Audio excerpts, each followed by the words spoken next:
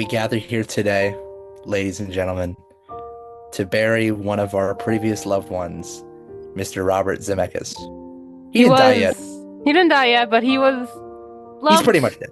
He Well, was his loved career. by several in the 90s, and Yeah, now not so much. not so much. Not so Well, much. let's ask why, viewer, as we look into the camera. Why? Why? Why did this happen? Is it maybe your fault? As David Lynch once said, who really killed Robert Zemeckis? Was it beauty that killed the beast? Or is it CGI abominations that killed the beast? Let's discuss that today. Let's discuss I'm that Gavin today. and And I'm Andrea and welcome to Some Like the Hot Takes, the podcast Meow. where we like movies. We complain a lot about movies. We complain for people who go to film school. We sure complain about them all the time. We complain, but feel like in comparison to a lot of other film podcasts, we try our best to be Yeah. positive, which I like. Which I like the fact this is a very Critical drinker. What? Who said that? Who? What? Nothing. Escuche? Nothing. Ooh. Oh. I realize now I just said the word listen in Spanish. So I that shows didn't how even good notice. I didn't even notice it. So that shows how good my Spanish is as a Colombian American, which is great, you know. Anyway, so just as confusing as my apparent disregard for the Spanish language, let's talk about the films of a very confusing man, Robert Zemeckis. Yay! Okay, so CEO of Uncanny Valley. The CEO, you know, of Uncanny really Valley. rising that company ladder. Yes. So I guess really quick, I'll mention my relationship with Robert Zemeckis. My favorite film by him, which I think a lot of people's favorite is Who Framed Roger Rabbit. I have a very unique viewing experience of this movie. When I was a kid, I always wanted, before I wanted to be a filmmaker, I had a passion for cartooning. I loved sketching. I loved watching old cartoons. That was my favorite thing, right? Watching Looney Tunes with my dad. That used to be my hobby. It used to be my happy thing. So one day, a local theater had a retro night where they were showing Who Framed Roger Rabbit for one night only. Mm-hmm. You need to understand, for an 8-year-old kid, that is a viewing experience that I will never forget. That, to me, you were so pure that so many of the jokes go right over your head. So pure. But isn't it kind of like, listen, you don't realize when you've peaked when you see like Bob Hoskins like looking depressed as like a baby holding a little cigar. Like, you don't know when movies have peaked until you see something like that. It's pretty cool.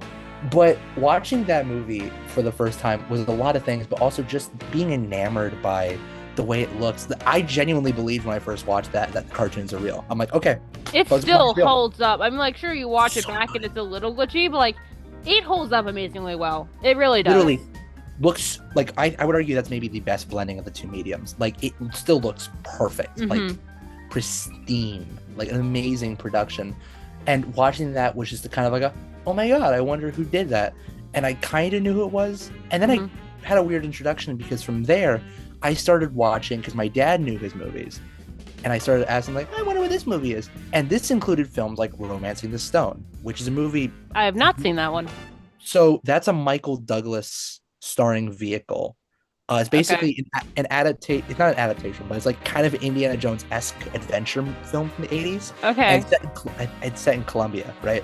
Okay. And Danny DeVito's in it. It's pretty good. It's got some fun shots and it's got some fun parts, but it's pretty good. I would argue it's just pretty good. And there's one film I want to get to in a little bit, but it's this first movie. I'm gonna hold off on that one. Okay, I think I know where this is going. You know where this is going. I think I know where it's going. We're gonna put a pin in it. But he made a couple other movies after, like Death Becomes Her, really good. Love that movie. Is that the one with Catherine O'Hara? Goldie Hawn. Okay, what am I thinking? I could have sworn I had Catherine O'Hara. Anyways. It might have been Catherine. I don't know. I'm blanking here. It's really late.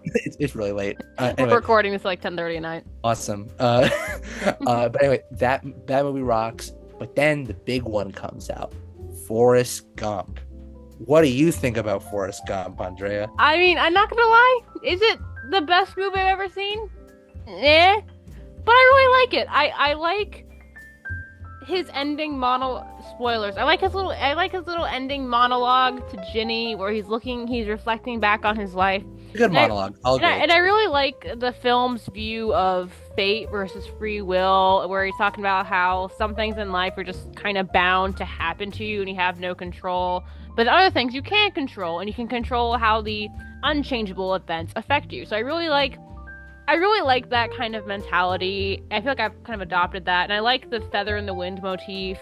And I also, just being a big history nerd, I really like how he just somehow miraculously ends up in all these crazy historical events. It's like it's no big deal. Like, I get a laugh out of the like meeting the president, and he's like, "I gotta go pee." Like, I get a dumb little laugh out of that.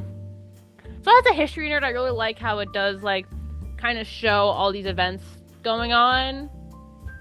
But I'm sure you're gonna lead into the critiques, so I'm sick of this movie. I'm biased. I'm sick of this dumb movie. Okay, look, I watched it for the first time with my parents, and I liked it because here's the thing: if we're talking about movies, we talked about this in an earlier episode about Blazing Saddles. There are some movies that your first time watching it is an experience that you're never gonna get again, right? Yeah. Forrest Gump, I watched it for the first time. I really liked it, and I would argue I don't think it's a bad movie. No. I don't think it's not a bad movie. I just think thematically, I just don't agree with it. I just can't connect with it. Like, I realize, listen, here's the thing. I think this movie is cruel to Jenny. Yes. Okay, here's the thing. I'm not saying she doesn't deserve a little bit of punishment. I do think she's mean to Forrest. I'm not gonna say maybe towards the beginning. But here's the thing, okay. This movie implies the idea that if you're a conservative who doesn't care about anything, you'll be going through life just fine. But if you fight for things, you're gonna die. You're gonna get a disease.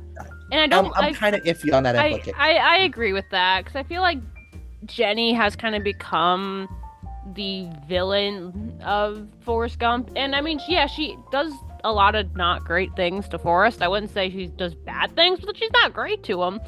But I mean, also, look where she grew up, guys. I feel like we don't even look at that. I feel like that is something just kind of glossed over in this film. She did grow up in an incredibly abusive household that the film makes no effort to hide.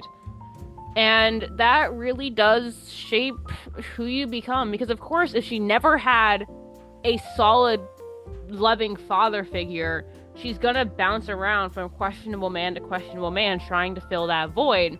And all she knows to get some sort of any of attention, anything she needs, is to sell herself. So that's what she's gonna keep doing.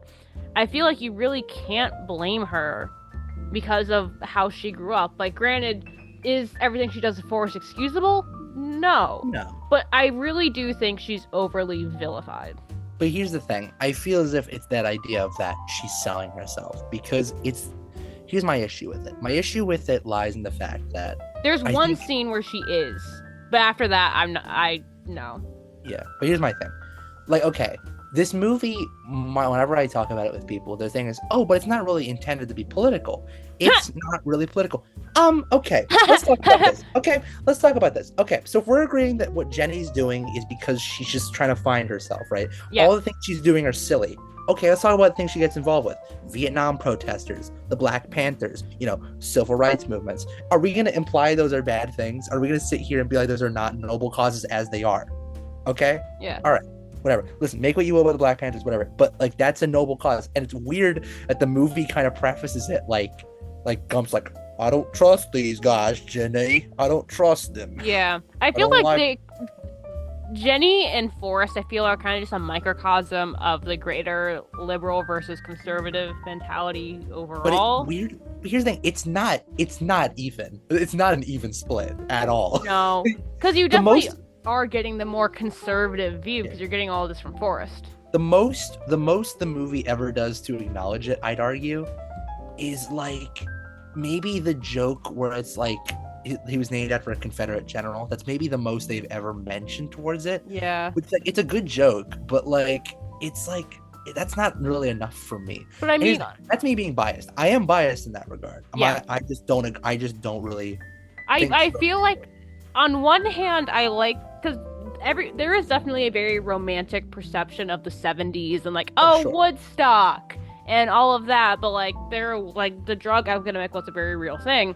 And I feel like the film does kind of highlight the lasting effects of that.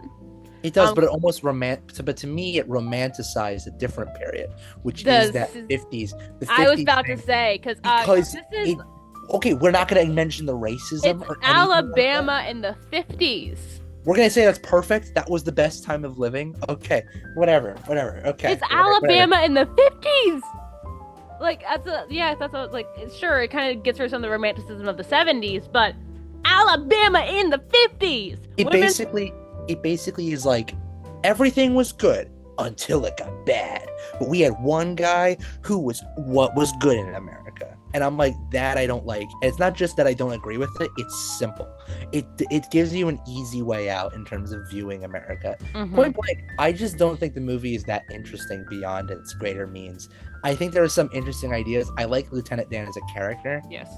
I like him a lot as a character, but I just don't really. I think the movie becomes better when every time he appears, it becomes better. Yes, I love Lieutenant Dan. I think maybe the Forrest Gump issue can kind of be boiled down to it has major because it's trying to tackle almost 3 to 4 decades of American history when American history was constantly changing. So I feel like it tries to take on a little bit more than it can. And it's trying to, I guess, shed light or de-romanticize various periods of American history while doing justice to none of them. Right. And I think that's the best way to sum up Forrest Gump. It tries. It gets maybe a B-, if that. I'm going to C. I was like, C+, B-. It tries. It has a nice little view on life. You can't help but love Forrest a little bit. It's a little too sappy. Here's the thing. It's, for me, there's sentimental and then there's condescending. I think this movie is condescending. I can see it. Again, I'm still very... You watch it as much as I have, you could get sick of it. Yeah. Again, like, I love his ending monologue. It's a good monologue. I do love that ending. Hanks is good. I do love that ending monologue. I do love Forrest, but I think Forrest is like... Forrest brings some sappy to it, but I do agree that overall I feel like the film does get condescending at times. Right. Hanks is good. Hanks innocent. Tom Hanks innocent. But okay. All right, but Tom Hanks in Polar Express, that movie terrified. That film terrified me as a child. The uncanny valley. So slight side, I'm a tour guide at the campus I go to. I had to tour the nursing suite with all of those healthcare mannequins. Absolutely not. Like, those like breathing CPR mannequins? That's what that film reminds me of, and I hate it. So, okay. Zemeckis, before he got there, he had a big hit. He made a couple other movies. Some I have to see. I have to see Contact. I've got to see, I've seen Castaway. Have you seen Castaway? Oh, I forgot that was a Zemeckis film. What do you think of that? It's all right. I like it. There's good Hanks. Good Hanks. A good Hanks. But then the big one came around, and something happened. I don't know what happened. Hanks was riding high. Zemeckis was riding high. He was doing pretty good. But one day, he woke up and there was a devil, a man with horns. Kind of, as Zemeckis was in the crossroads of the universe, he was stopped by the devil.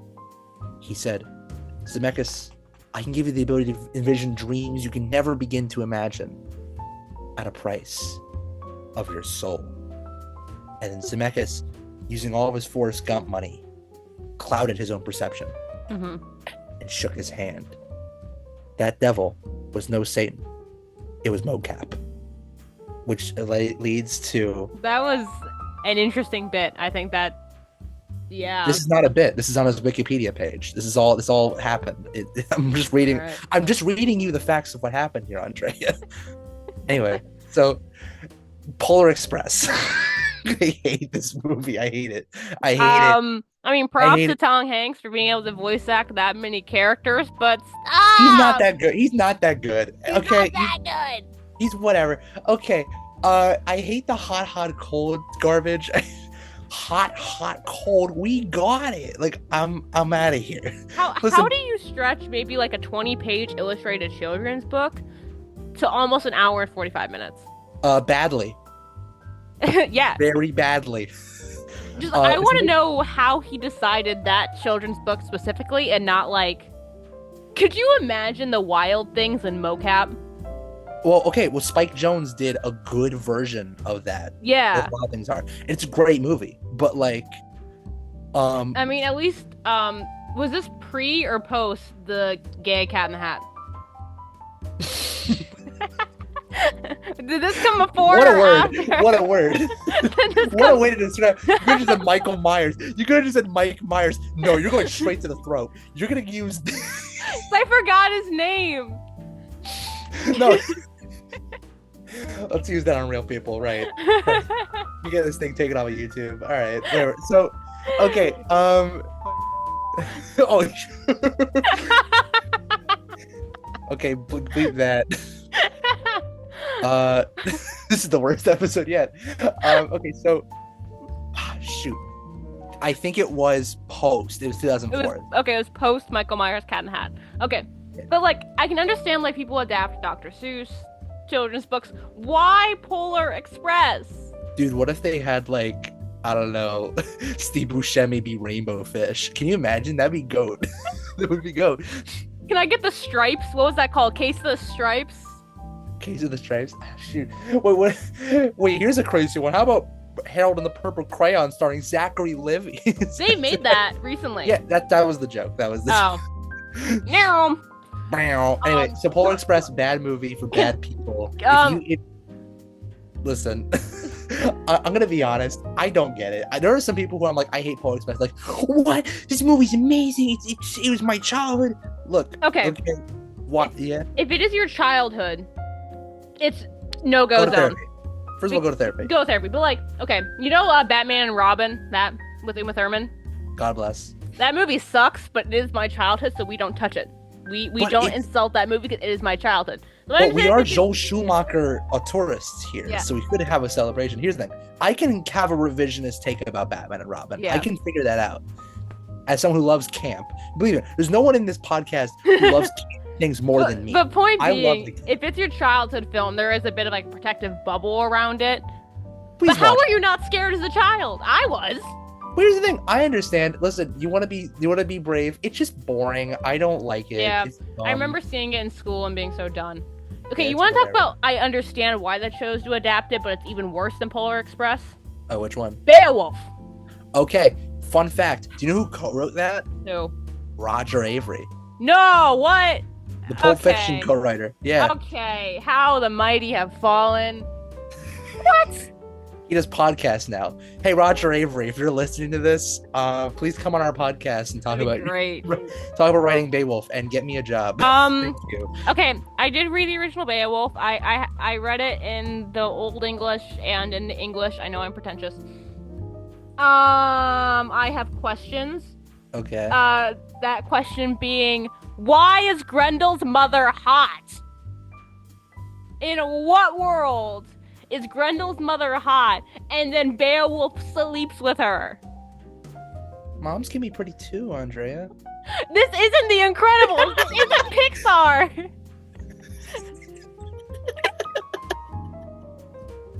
This isn't Mrs. Incredible. This is the embodiment of evil's mother.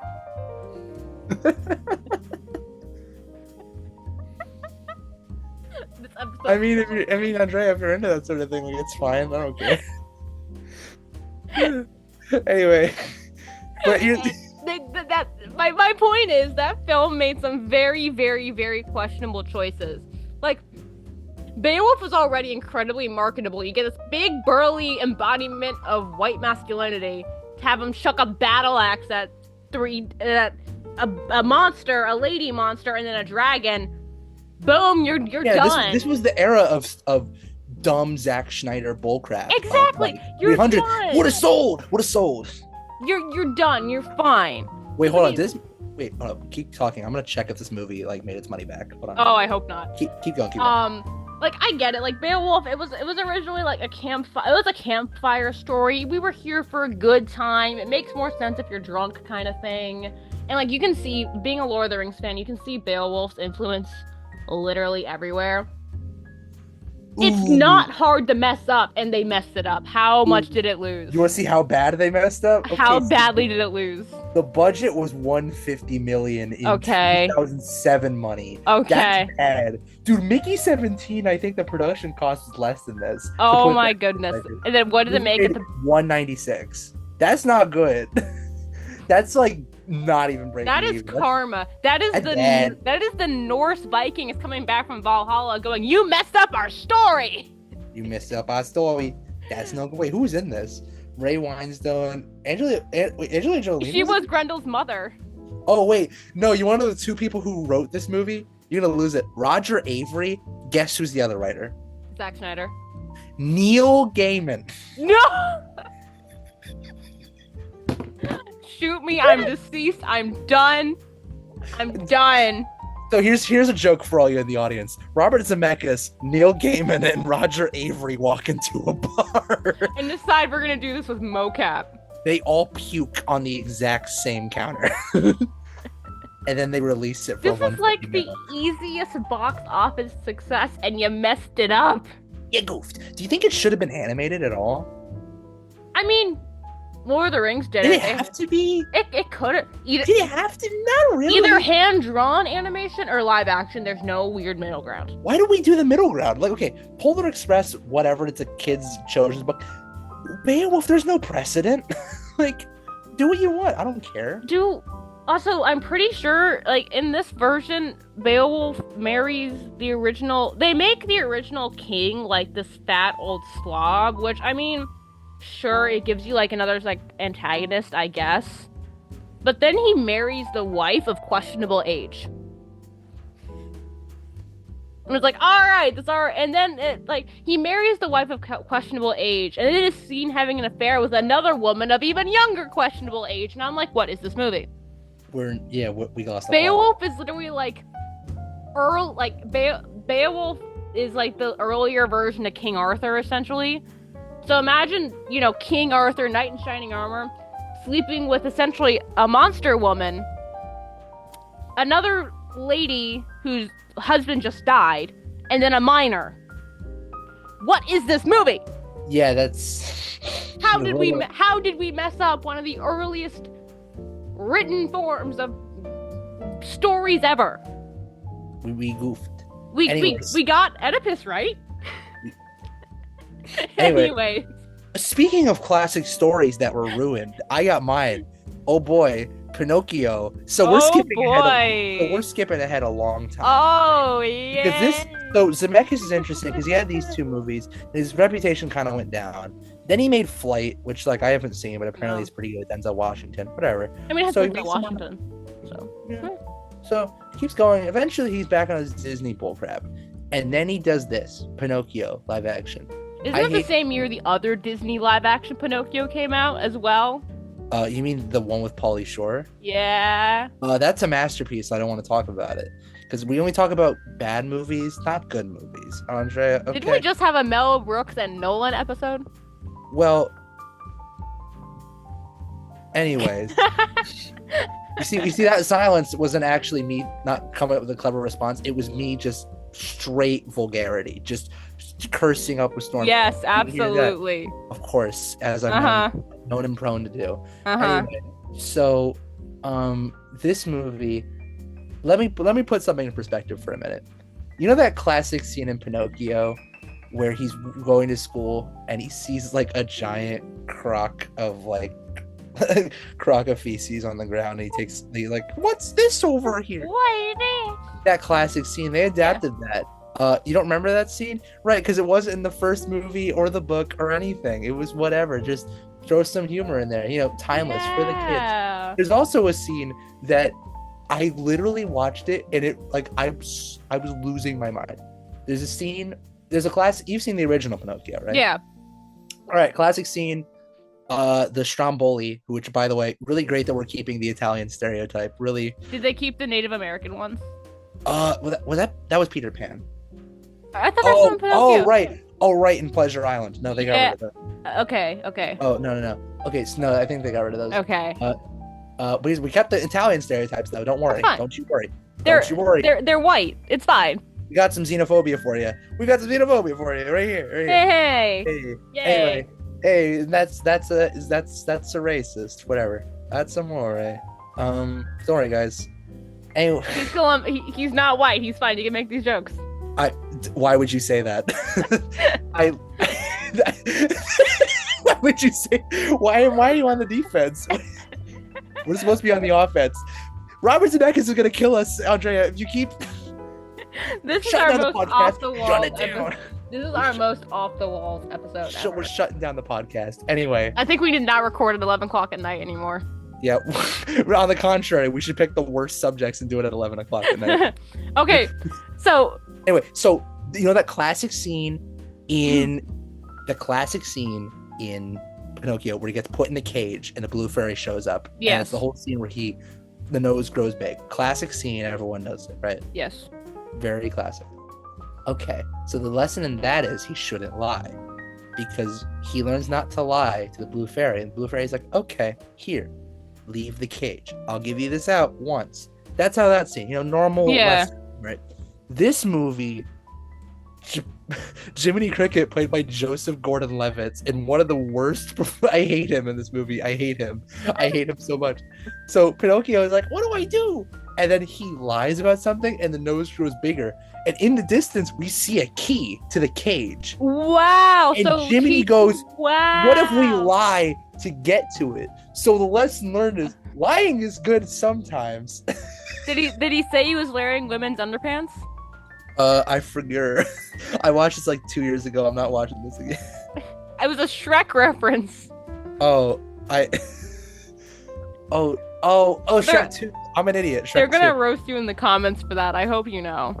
Right, not about the whole like Italian thing. Not about that at all. No, you missed a Shrek reference. How dare you? On the internet, guys. Please burn the.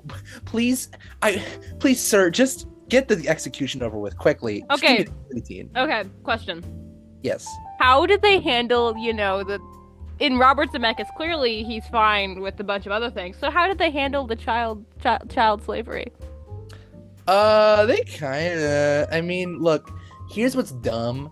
When they do the whole transformation scene, Pinocchio in the first movie, it's kind of Cronenberg-esque. In the original Disney? In the original Disney, Yeah. It's kind of metal because he grows organic tails and ears. And he's still wood, which is metal, and I like that. Yeah. In this, he grows wooden tails and wooden ears, which is like, you're dumb, you're weak, you're a coward, you're weak, you're a coward, you're weak. Don't do that. I forgot we don't have a webcam on, but what? Like, he literally just it's so dumb. Okay, for context, I have not seen the new Pinocchio, so all of my reactions are genuinely what the heck. Like this, he gives him like a wooden tail. Like he grows a wooden tail, and I'm like, this is so dumb. Like they also get this Monstro, the whale. Yeah. They made him look like a kaiju monster, and not like. Oh, I need to Google that. He gave him Okay, viewer, please look up Monstro Pinocchio 2000 whatever. True. Okay, keep talking. I need to look this up. He made him look weird, like a monster, which is like, dude, isn't the whale just like enough? Like, dude. Ah! No, yeah, there you go. I don't like that. Movie stinks is for bad people. What? Tom Hanks is awful in this movie, by the way. He's bad. He's just a bad... What in the? Not cool. Viewers, I did indeed look up. The word I think, if I remember correctly, the word influencer is used. Like when the Fox or whatever is talking about, like, you should become an actor. Hi, diddly dee. An actor's life is gay. Whatever. Song and dance number. Like. I have so many. I can't look away. I'm looking at this monster. It's like looking at a car crash on the highway. Like you can't quite look away. You can't. It looks like something out of a Del Toro film. Which, like, not a good one. It looks like. Diet. It looks like if Shape of Water was directed by Robert Zemeckis, this is the outcome. Mommy, can we have Guillermo del Toro? Honey, we have Guillermo del Toro at home. Monstro 2022. Monstro 2021. Yeah, but this movie stinks, and I don't think you should watch it. Whatever. Anyway, this new film here, but here's the thing. We've been really mean to Mr. Zemeckis. We have. The past 20 minutes. let's be a little positive. So, okay. Going back all the way from like the beginning, I feel as if we're like, how do we get here, right?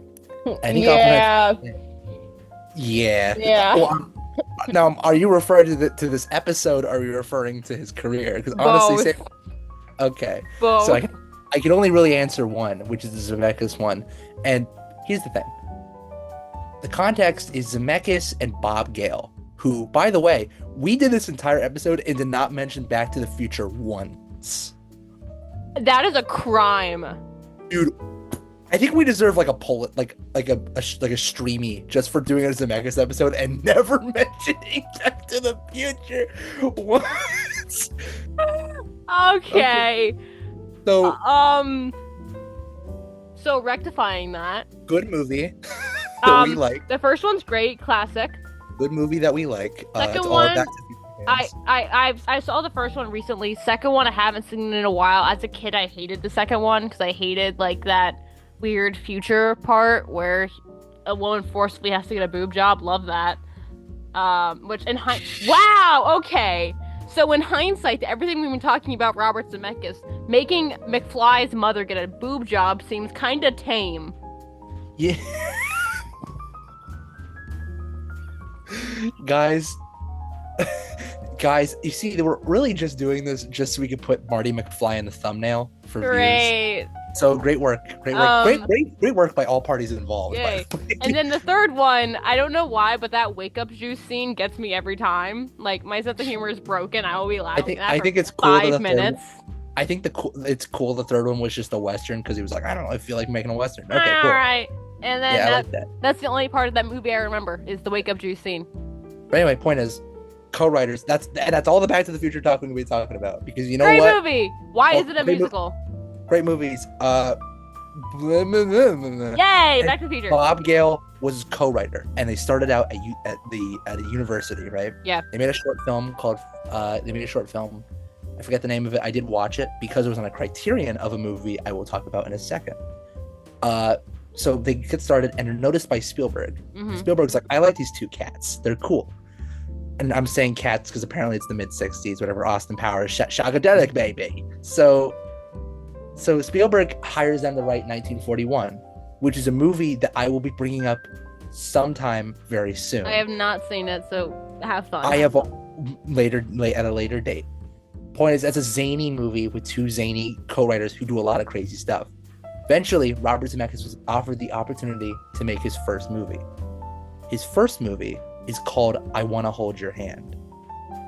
This is a madcap comedy set during the Beatles premiere on the Ed Sullivan Show. And it follows a group of three teenage girls trying to get into the theater. Great. I don't know who I trust to write women more, Nolan or Zemeckis. It's fun. I mean, here's the thing. They're funny. Like, these actresses are funny. They're really, really good. I think. Here's the thing. It's so unlike Nolan, who's clearly trying to take it seriously. Yeah. This is so cartoonish. Nice. Everything about this movie is caricature to the nth degree. Love that. So basically, it's groupies. Groupies. That's nice. pretty much the wannabe groupies. It does have interesting commentary. I'd argue it has some interesting commentary because the idea of one of them, there's a guy who's like kind of like a greaser, like, hey, check me out, I'm cool, aren't I? He hates the Beatles because he thinks, oh, girls like those British guys, not us. But it's the idea that he's pathetic. Like, he almost tries to ruin the whole operation. Oh, love that. Because he hates the Beatles. It's funny. No, it genuinely works because you're not really meant to take any of it seriously. It's just like a big goof. But it's so fun. Like, there's so many great, like, for example, one of the characters played by Eddie Deason, who's actually in Polar Express as the nerdy kid. Do you remember that kid's voice? Yeah. He's in this movie in a lead role, and he as like, I have this patch of grass that Paul stepped on. Check it out. He just pulls out like a turf of grass. This one Paul stepped in. It's pretty funny. It's pretty good. But there's a lot of great, like, they never show the Beatles once. The Beatles are never even. I feel like that'd be very difficult to do. But it's very fun. It's just such like a great energy here. Same way about the movie. There are some slow parts and parts that I don't think are that funny or whatever. There's so much energy here. raw, palpable energy that just comes with the excitement. And I really think that's what energizes Zemeckis. It's the idea of playing with time and the way that we view memory. Because really, I think Back to the Future is kind of a way of looking at this movie. Yeah, and then Forrest Gump is essentially a film about hindsight. Right. And it's about basically Zemeckis, more than any filmmaker, I'd argue, is the one most obsessed with nostalgia. Absolutely. And case in point, Who Framed Roger Rabbit. Who Framed Roger Rabbit. And that's his best movie. It's the best movie. And I'd argue his best movies do focus on that in some way. And I Want to Hold Your Hand very much is a love letter to the time, but also because it is a movie that at its core is a satire about Beatlemania. Yeah. Like, for example, there's a part where they're like, I love them so much. There's like a whole, like, it's just really just funny commentary. Yeah. I want to see someone do that with a Taylor Swift fan. Trap. Yeah. Okay. M. Night Shyamalan. All right. Yeah. M. Night Shyamalan episode. No. No, yes. My voice. Yes. No. Anyways. The challenge of that episode is not spoiling any of it. We're done. We might as well quit. End the podcast. But point is, I Want to Hold Your Hand reminded me, because I picked it up at the library, because libraries are cool and you should go to your local library because they have DVDs there. What? Does anyone still have DVD players? Mine has DVDs. No, does anyone own any like DVD players anymore? I mean, our family still has a VCR, so. I have Criterions. Bro, I collect Criterions now. Like, I've reached that point. I need to know, like, I know, like, records players are back in, like, style and everything. Does anyone still have, like, OG DVDs? And like, DVD? Blu-rays? I don't have Blu-rays. I just have DVDs. We just have Blu-ray, and then, anyways, that's a side tangent.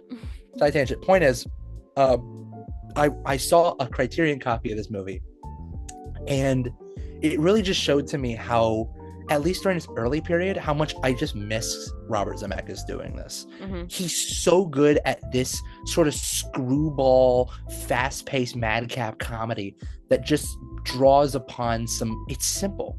Point blank, it's simple. It doesn't rely on big CGI.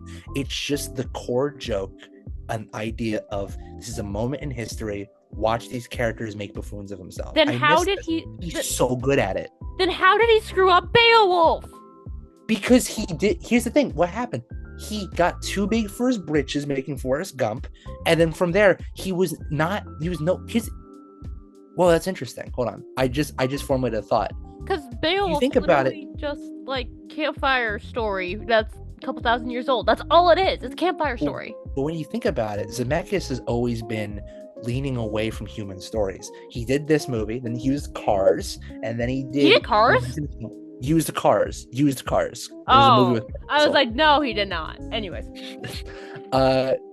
So he did Use the Cars and all that stuff, and then eventually he did Who Framed Roger Rabbit, and Death Becomes Her. Great movies, but they're very reliant on their special effects, and they're well renowned for those. Great movies, but still able to balance that.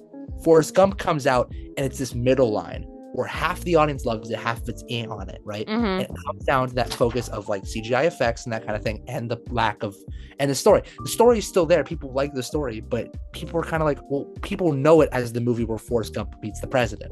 Yeah. That movie comes out, and then it's like, okay, so he's now known as the guy who's going to do crazy things. He's going to one-up himself. Does Polar Express. From Polar Express onward, he's the tech guy. He will do whatever he wants, not because of the story, but because of the way he can tell the story using mocap.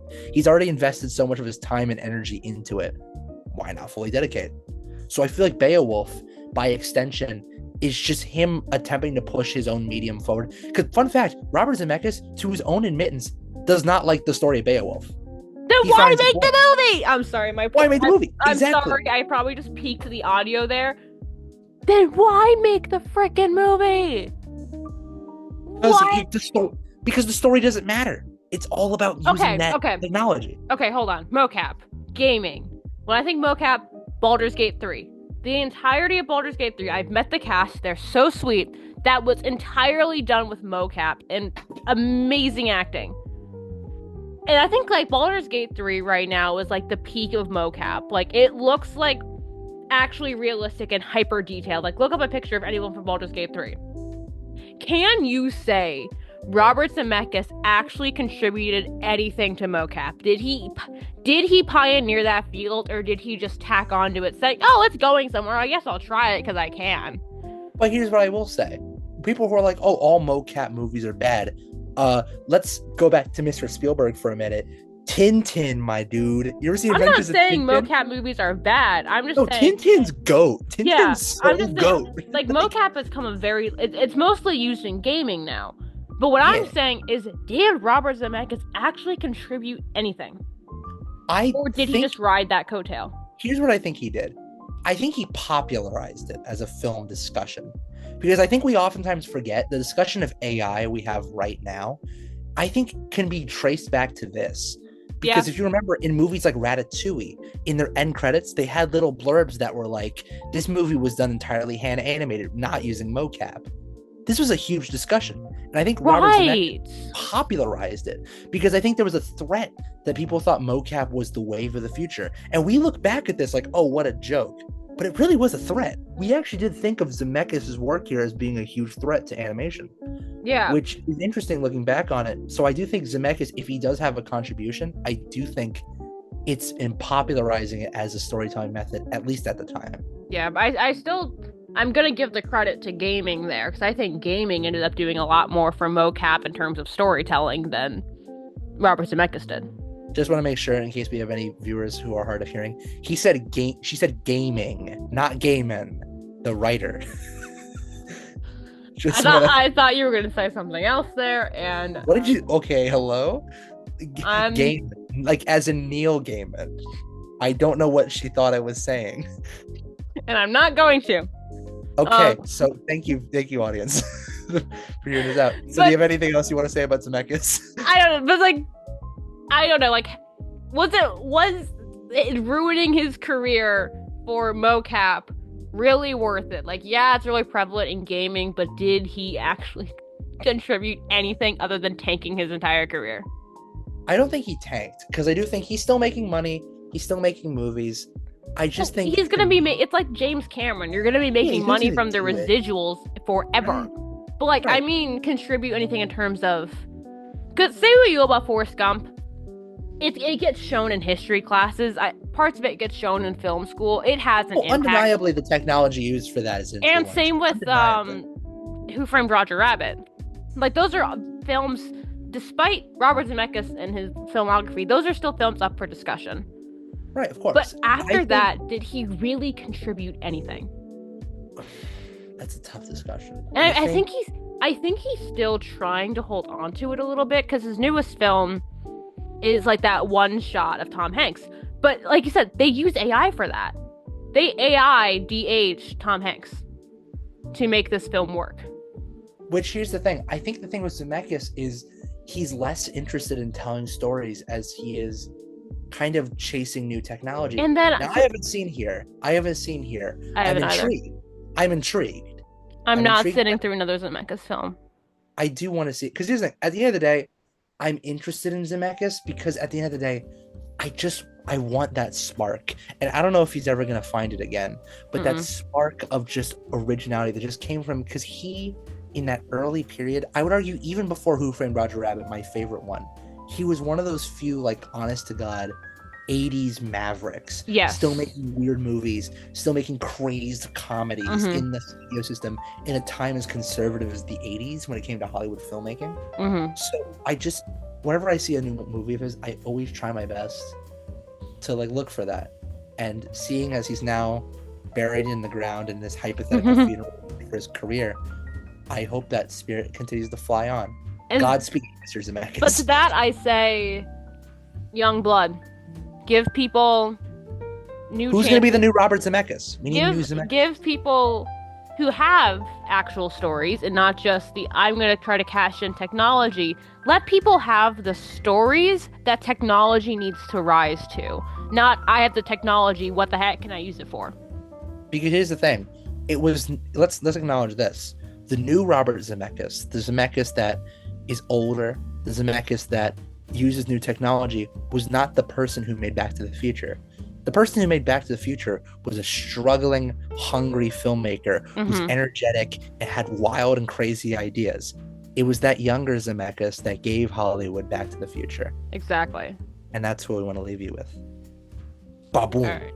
So, okay, what are we doing next week? Casket has closed. Casket is closed. We are doing, this is, I feel like, going to be the first episode where our name with the hot takes really comes into play. Because we're going to talk about old 2000s Barbie movies. I'm talking Princess and the Pauper, Diamond Castle, all the OG, the crappier animation, the better. Compared to Greta Gerwig's Barbie. And honestly, I don't think Greta Gerwig's got anything on the OG Barbie films. I really don't. I've only seen the Gerwig one, and that will be rectified before we film this episode. I am making him watch Martin Short and Barbie. And honestly, that just ended at Martin Short. I'm there already. Like, I'm already seated. I'm already set. Like, I'm there. We got Catherine O'Hara, Tim Curry, and Martin Short. Come on. Heck yeah. I mean, that's my cast. Those are my goats. I'm intrigued to seeing this because I'm always fascinated in seeing new films, particularly no matter where they come from. I think that's kind of the point of this podcast, is to show you that inspiration for filmmakers can come from anywhere. So I think leaving out direct-to-video movies, I think, is very much like an affront to that. Like, I want to include different things, and I think it's really fun to look at something that is important to people, like 2000s Barbie movies. Yeah. And seeing how it connects to something which I personally probably actually like more than Andrea, which is the Gerwig Barbie movie. And I actually go ahead. I kind of posed it as, did she take anything from it? And I think the answer between the two of us might be a little different. And I think what's going to be interesting is these are my childhood films. I used to dance ballet, so I was learning these dances in my living room. These films are my childhood, kind of like that bubble we were talking about. So I'm curious what someone who has never been really introduced to the OG Barbie, what he thinks of it as someone who didn't grow up on these films. Do they hold up as well as I think they do? Well, let's find out. Let's find out. Anyway, I'm Gavin Batoe. And I'm Andrea Knapp. And that is a wrap. I'm going to go to bed. What time are we wrapping this? 11:30. Jesus Christ. Okay. Whatever. That's it for some like the hot takes. I'm going to bed. I'm going to bed. Bye. Good night. Good night.